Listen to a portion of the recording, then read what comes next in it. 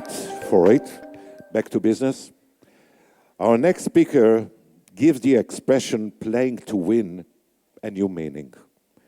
She is an amazing lady in the forefront of policy, making for advancing the rights of women and minorities here in Israel. Please welcome Emi Palmor. Okay, I'm a little bit nervous because it's the first time I'm doing this. I will explain you who I am. My name is Emi Palmor, and I'm the Director General of the Ministry of Justice. I have a little confession to make, thank you. As nervous as I was, I didn't have much time to prepare and I had to rehearse my English. But I made a choice, and the choice was to give the same amount of time and thought to the things I want to tell you and to the dress I will choose. And I will hope, you see, this is what is great about being a woman who's a Director General. I can confess about these things and you will still consider me to be a serious person. So I hope you like my dress, and if you will listen, thank you. And if you will listen carefully, by the end of my talk, I promise to tell you where I bought it. Well, actually, I have a lot of good stories, but in order to remember the one I was invited to tell you here, I wrote it on my hand, and it's written Wizo, because I have actually a good story about Wizo and how Wizo changed my life. I've been working for the ministry for 20 years, and I was the director of the Department of Pardons for many years. And one day I was offered to, to take part of a leadership course by Wizo. And I said to myself, Wizo, my father was a diplomat, so I lived around the world with him, and my mother was a Wizo volunteer, of course. And it was a bit, I didn't think it would be so right for me. But I said, well, it's for free, why not? And I have to tell you an amazing story. We got there 20 women, 10 managers from the Ministry of Justice, 10 managers. Is anyone here from Wizo Jerusalem, by the way? Because I want to say thank you. Okay. 10 women, 10 managers from the Ministry of Justice, 10 women from the Ministry of Health. And while we were trying to understand who's in the room, we saw a man with a camera, and we were told we were just about to take an exercise. And the exercise was that each one of us will have to sit in front of the camera and interview for the job, don't ask which job, to the job of a Director General. Guess what? 20 women in the room said immediately, oh, but I'm not interested in being a Director General. It's not for me. It's not interesting professionally, and actually, I'm not fit for the job. But they said, well, you just arrived to our course, do it. I also thought that I don't want to be a Director General ever, but I knew that it's a good idea to be the first one. You see what happened today. Three amazing women stood up here and talked before me, and now you can compare me to them. I wanted to be the first one, so no one can compare me to anyone. So I sat, it's true, I sat in front of the camera. I didn't have a great dress that day, so I was really inconfident. I sat in front of the camera, and I started explaining why I should be elected, why I am the right person to be the Director General of a certain ministry, not the Ministry of Justice, because I insisted on not being interested in being the Director General of the Ministry of Justice. After we finished that exercise, we had to vote, and I got elected for the first time to be a Director General. And we kept with that course, and I want to tell you that now seriously, Wizo really opened my eyes, because until that day, like every other woman in the world, I thought that it was enough to be a top professional, to work hard, to be someone that anyone would like to have on his team, and sure enough, one day, I will get the proposal that every man around me who was less qualified than me got, the proposal for the next job. But after taking part of that Wizo course, I realized that it wasn't enough to be everything I was until that day. I had to play the game. I had to go out there and be proactive. And if I wanted something, I had to work for that. I had to network for that. And I had to understand that no one is going to kneel on their knee and propose the next job. So it was Cinderella days, bye-bye. I'm not waiting for Prince Charming. I'm going to do it by myself. To cut a long and a very happy ending story short, I will tell you that soon enough, there was a job that I wanted, and I decided to check if those Wizo women were right when they were trying to form me into a new type of woman. And I did all the networking, and I did all the proactive things that I didn't know how to do before that. And guess what? I didn't get the job. A man, seriously, with half of my qualifications, got it. But I didn't give up. And soon enough after that, I heard that the new Minister of Justice, Mrs. Tzipi Livni, is looking for a Director General. And since she was, and she is, a feminist and not afraid of being such, she said, I'm looking for a woman. So I asked myself, well, do I want to be the Director General of Tzipi Livni?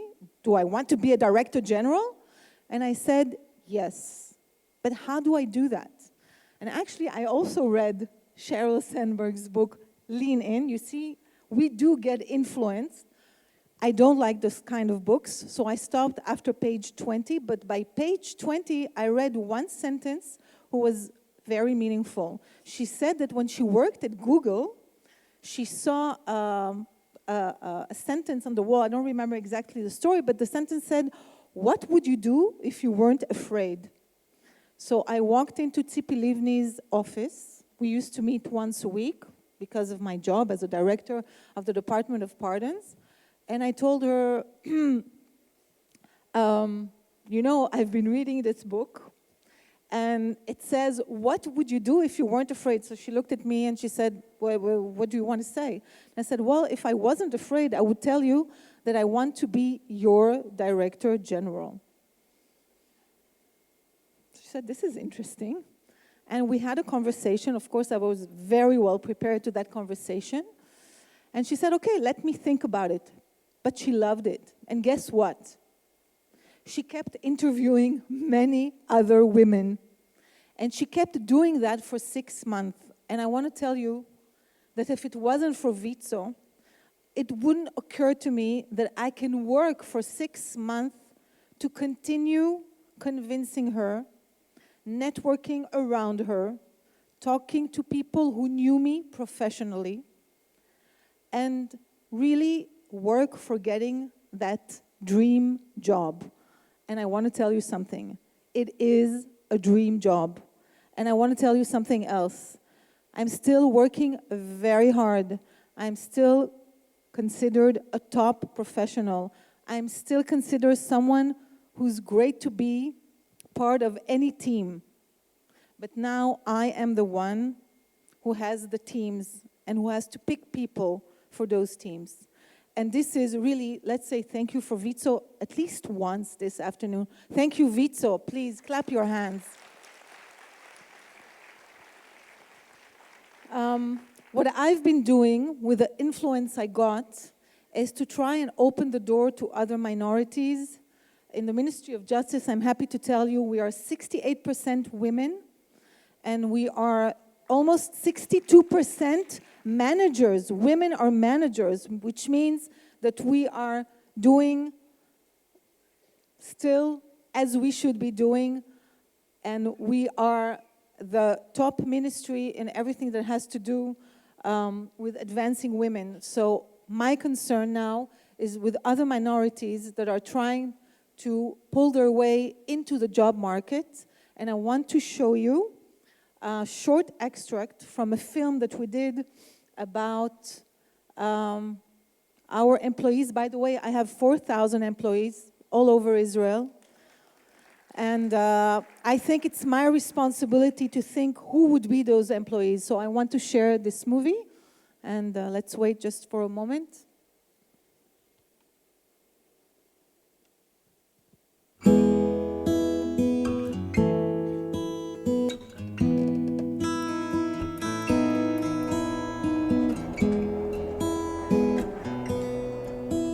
אני חרדי חסיד גור. כבר בילדות נמשכתי ללמוד משפטים ואולי לעסוק בעריכת דין. זאת אומרת, התחום הזה מאוד עניין אותי תמיד. כיום אני עובד בפרקליטות מחוז ירושלים פלילי. יש כאלה מהמשפחה המורחבת שאמרו לי שהכי פרקטי שאני אהיה מורה, להיות יותר אימא ויותר נוכחת בבית. לא הרהרתי לרגע שכל מה שרציתי לעשות בחיים זה להיות עורכת דין ולעשות צדק. כבר בימי בית הספר, כבר מגיל מוקדם, ידעתי שאני רוצה להיות עורך דין. למעשה החלטתי להיות עורכת דין עוד כשהייתי נערה, ואני החלטתי שאני אהיה מאלה שעוזרים, וזה למעשה אחד הדברים שעיצבו אותי להיות עורכת דין במגזר הציבורי. אני עד גיל 13 ראיתי יחסית טוב, ואז הייתה לי דרדרות בראייה, ובשנים שאני למדתי את התיכון, למערכת לא היו את הכלים להתמודד עם תלמיד עיוור. גיליתי מהר מאוד שדווקא האנשים המוכשרים באמת, האנשים עם תחושת השליחות המאוד מאוד חזקה, דווקא הם באים למגזר הציבורי כדי לנסות ולהשפיע ולהזיז דברים ולעשות את השינוי האמיתי. מי שמגיע למשרדים של משרד המשפטים יכול כבר היום לראות ייצוג נרחב של כל הגוונים של החברה הישראלית.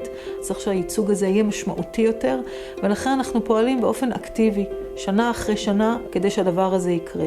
משרד המשפטים הוא משרד מאוד חברתי ומגוון. הוא צריך לתת הזדמנויות לציבורים רבים שיקחו חלק מהפעילות המשמעותית מאוד למדינת ישראל שנעשית כאן במשרד המשפטים. כשהגעתי לראיון לפני ההתמחות, היה לי חשש גדול. אנשים בדרך כלל אוהבים לראות אנשים שדומים להם. It's a great movie. It continues. I'm sure you wanted to see more of it. I'm truly excited every time I see that. I'm very proud and I feel very responsible for the opportunity that I was given to be responsible for 4,000 jobs in Israel and to think who should have those jobs. Women, Arabs, Jews from the Ethiopian community, people with disabilities, and really just about everyone. You saw also the Orthodox Jews who are just starting to get into the market. I think that this responsibility is something that I take with me every day, and I'm proud to be here today and to share with you the feeling that I couldn't do it by myself. I can't do anything by myself. And when I see all this really amazing woman power all together, it gives me more inspiration for the future. Wizo really changed the lives of people around the world. You personally gave me something that I cherish. I'm here today to say thank you and to tell you, keep doing that. You're doing something right. Thank you very much.